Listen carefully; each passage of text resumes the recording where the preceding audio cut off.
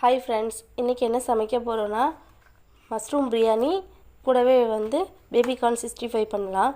எப்படி பண்ணலான்னு சொல்லி இந்த வீடியோவில் பார்க்கலாம். மஷ்ரூமை நல்லா வாஷ் பண்ணியாச்சு, மஞ்சள் போட்டு.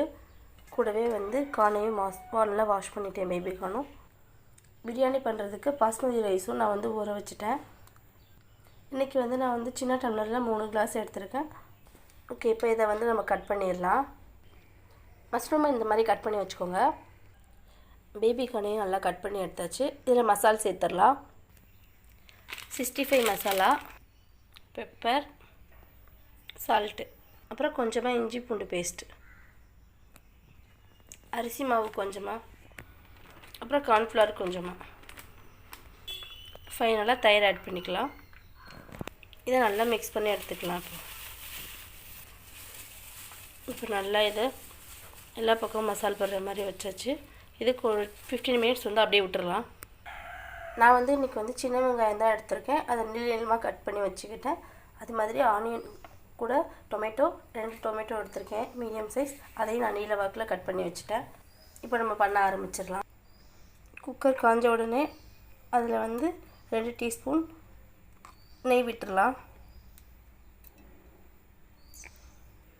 நெய் உருகின உடனே நம்ம ஆயில் ஆட் பண்ணிக்கலாம். எண்ணெய் காஞ்சிருச்சு. இப்போ பட்டை, அந்த சோம்பு எல்லாமே சேர்த்துடலாம். இப்போ நறுக்கி வச்சுருக்க ஆனியனை சேர்த்துடலாம். ஆனியனோட கலர் சேஞ்ச் ஆன உடனே நம்ம டொமேட்டோ சேர்த்துடலாம். பொன்னிறமாக வரட்டும். இஞ்சி பூண்டு பேஸ்ட்டு கொஞ்சம் சேர்த்துக்கலாம். வெங்காயம் நல்லா வதங்கிருச்சு. இப்போ தக்காளி சேர்த்துடலாம். தக்காளி வதங்கிடுச்சு. இது கூட நம்ம இப்போ நறுக்கி வச்ச மஷ்ரூம் ஆட் பண்ணிடலாம். நல்லா மிக்ஸ் பண்ணிடலாம். தேவையான அளவு உப்பு சேர்த்துடலாம். பெப்பர் பவுடர், அப்புறம் தேவையான அளவு மஞ்சள்தூள், சில்லி பவுடர், கொரியாண்டர் பவுடர், ஃபைனலாக பிரியாணி பவுடர். காரத்துக்கு ஏற்ற மாதிரி ஆட் பண்ணிக்கோங்க. நல்லா மிக்ஸ் பண்ணி விட்டுடலாம். இந்த மசாலா கூட சேர்ந்து இந்த மஷ்ரூம் ஒரு 2 மினிட்ஸ் குக் ஆன உடனே நம்ம ரைஸ் ஆட் பண்ணிடலாம். பாருங்கள், நல்லா எண்ணெய் பிரிஞ்சு வருது. ஸோ நம்ம ரைஸ் ஆட் பண்ணிடலாம். நான் 3 டம்ளர் ரைஸ் எடுத்திருந்தேன். ஸோ இதுக்கு நான் 6 டம்ளர் நான் தண்ணி ஆட் பண்ணிக்கிறேன்.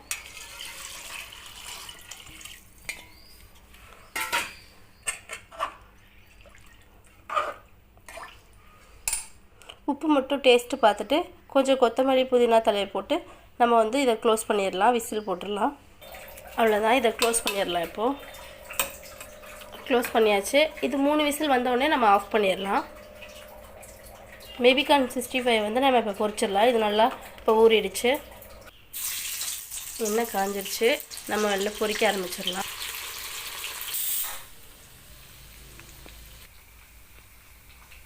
பேபிகார்ன் 65 பொரிச்சு எடுத்தாச்சு.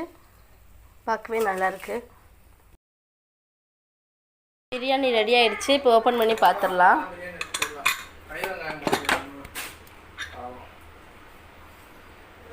நல்லா குக் ஆகிருக்கு. சாப்பிட்றதுக்கு எடுத்தாச்சு. கூடவே பேபிகார்ன் 65 எடுத்தாச்சு. பிரியாணிக்கு நான் ஆனியன் குக்கும்பர் போட்ட ரைத்தா ரெடி பண்ணியிருக்கேன். இதையும் சைடில் வச்சுக்கலாம். அவ்வளோதான் ஃப்ரெண்ட்ஸ், நம்மளோட மஷ்ரூம் பிரியாணி பேபிகார்ன் 65 கூடவே raita, cucumber onion raita ready ஆயாச்சு. வாங்க சாப்பிடலாம். வீடியோ பிடிச்சிருந்தா லைக் பண்ணுங்கள், ஷேர் பண்ணுங்கள், கமெண்ட் பண்ணுங்கள். தேங்க்யூ. நீங்களும் இது மாதிரி வீட்டில் ட்ரை பண்ணி பாருங்கள்.